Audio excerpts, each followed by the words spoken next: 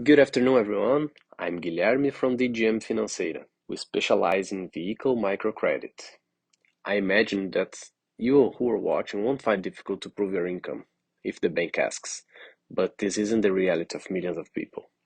Most of these people are decent and support their families, but the big banks don't work with informal income. In order to improve access to credit, using a car is an option, but we've noticed that banks have no interest in cars between 12 and 25 years old, which represents almost 40% of the entire fleet. With this in mind, DGM decided to go for this problem of access to credit with different proposals. Our operations for a maximum of 10,000 reais. We are a B2B2C company, reaching customers through partners, whether car dealerships or trade associations. With our own analysis algorithm, the customers know within a few seconds if they have a chance of approval. From that point on, with all the documentation in hand, the process takes around 30 minutes.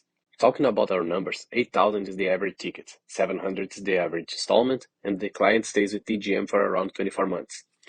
I imagine you're thinking at this point, what's the default rate?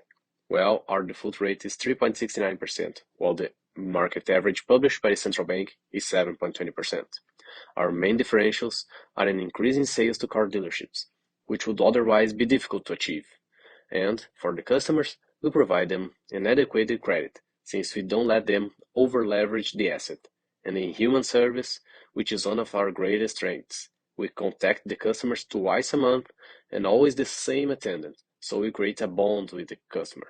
We achieved SDGs number 8, 9, and 10, but especially 9.3, which talks about the debureaucratization, the access of credit. So, let's change the life of many more families together.